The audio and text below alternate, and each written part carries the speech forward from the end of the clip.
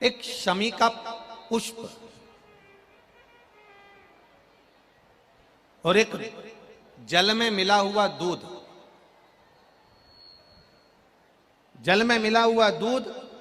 और एक शमी का पुष्प। थोड़ा ध्यान देना कथा की ओर, बहुत भाव से श्रवण करिएगा। एक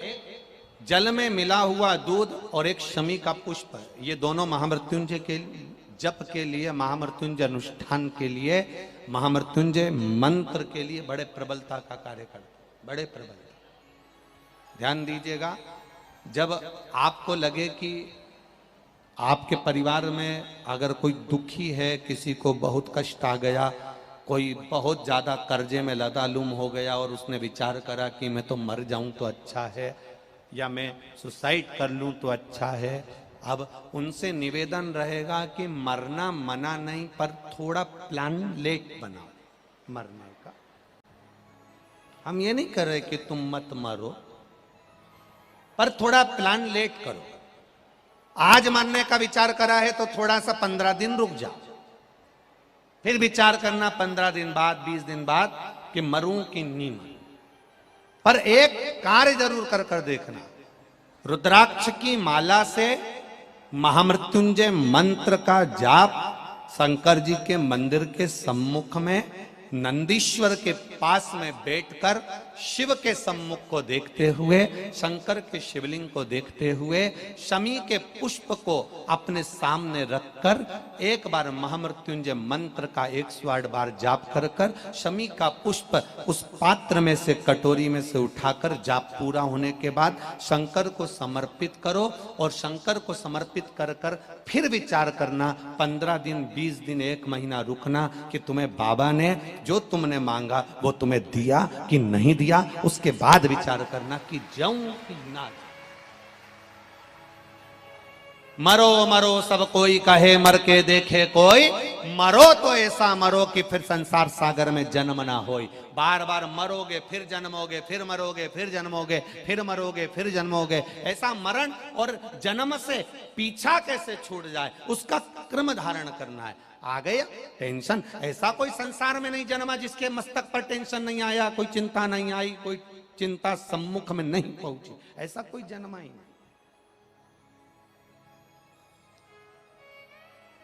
आ गया थोड़ी परेशानी, आ गया थोड़ा कष्ट, एक शमी का पुष्प सम्मुख रखकर महामृत्युंजय मंत्र का अनुष्ठान कर कर, और यदि आप नहीं कर सकते हो, आपको लग रहा है कि मेरे दुख की घड़ी चल रही है, समस्या की घड़ी चल रही है, बहुत रोग चल रहा है, बहुत बीमारी चल रही है, बहुत कष्ट चल रहा है, उस समय पर आप अगर नहीं कर सकते हो तो जो आपके प्रिय, आपके स्नेही, आपसे मिलने वाले जो ब्राह्मण देवता, जो भू देवता हों, उनके चरणों में जाकर नमन कर कर, प्रार्थना कर कर, उनसे विनय कर कर कह सकते हो, महाराज जी बहुत टेंशन का जीवन चल रहा है, बहुत कष्टमय जिंदगी चल रही है, आप कृपा करो मेरे लिए एक बार महामृत्युंजय का अनुष्ठान शमी का पुष्प रख कर दीजिए। बाबा ब्राह्मण देवता, मुझे विश्वास है कि मेरा भोलेनाथ मेरा हाथ पकड़ लेगा और मुझे इस भवसागर से पार उतार देगा। एक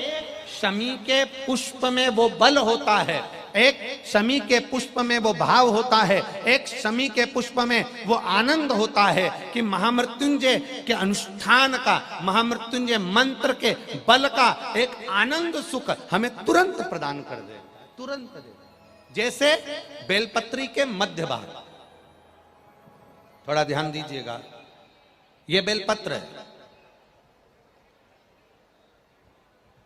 और इस बेलपत्र के 2 पत्ती और ये 3 पत्ती का जहां पर मिलन हुआ है, फिर अच्छे से देख लीजिए, बेलपत्र की 2 पत्तियां, ये 3 पत्तियों का जहां बीच में मिलन हुआ है, उस 3 पत्ती के मिलन की जगह पर केवल मिलन वाले स्थान पर चंदन लगाकर अगर हम 108 बार महामृत्युंजय मंत्र का स्मरण कर कर देवाधिदेव महादेव को समर्पित करते हैं तो मनवांछित फल की कामना हमारी तुरंत पूर्ण हो जाती है। वो महामृत्युंजय मंत्र